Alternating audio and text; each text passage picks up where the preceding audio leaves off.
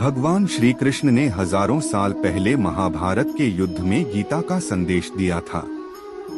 उन बातों को अब तक कई सदियां गुजर चुकी हैं।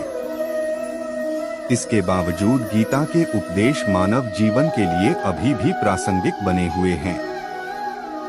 कहा जाता है कि जिस प्राणी ने इन उपदेशों का सार समझ लिया, उसे जीवन में आगे बढ़ने से कोई नहीं रोक सकता। अगर आप भी जीवन में विभिन्न बातों को लेकर निराश हो जाते हैं, तो आपको श्रीमद्भागवत गीता का एक बार पाठ जरूर कर लेना चाहिए। रोजमर्रा में आने वाली परेशानियों और लगातार असफलताओं से कोई भी टूट सकता है, लेकिन इन समस्याओं का समाधान श्रीमद्भागवत गीता में बताया गया है।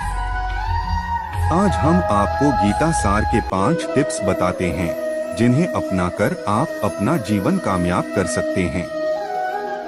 ईश्वर को हमेशा करें याद। श्रीमद्भागवत गीता में कहा गया है कि चाहे सुख हो या दुख, ईश्वर का साथ कभी न छोड़े। केवल ईश्वर ही आपको भव के पार लगा सकता है, आपकी सारी विपत्तियों को दूर कर सकता है।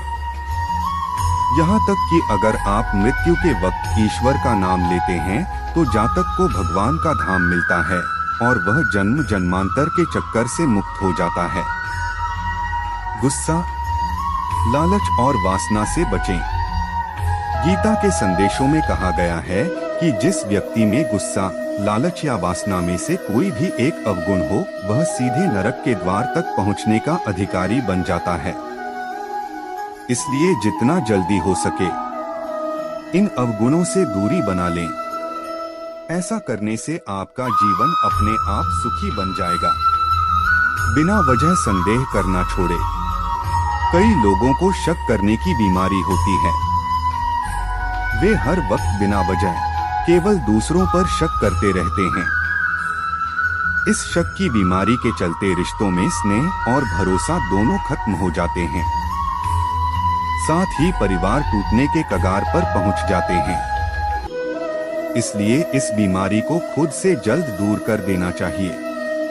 इन बात पर कभी न करे शोक। गीता संदेश में भगवान श्री कृष्ण कहते हैं कि मृत्यु एक अटल सत्य है।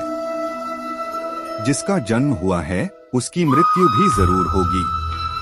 इसलिए इस पर शोक न करें और शांत रहें। यह समझ लें कि जीवन और मरण प्रकृति का एक हिस्सा है और इससे कोई भी बच नहीं सकता। निस्वार्थ भाव से समाज की करे सेवा। श्रीमद्भागवत में कहा गया है कि प्रत्येक प्राणी को ईश्वर ने बुद्धि प्रदान की है। इसका इस्तेमाल नेक कार्यों को बढ़ावा देने में करें। बुद्धिमान होने के बावजूद अगर आप निस्वार्थ भाव से समाज की सेवा करने के बजाय षड्यंत्र रचने में लगे रहते हैं, तो आपका मान सम्मान और धन दौलत दोनों चले जाएंगे। इसलिए इस मुद्दे पर सचेत हो जाएं और अच्छे कार्य करें।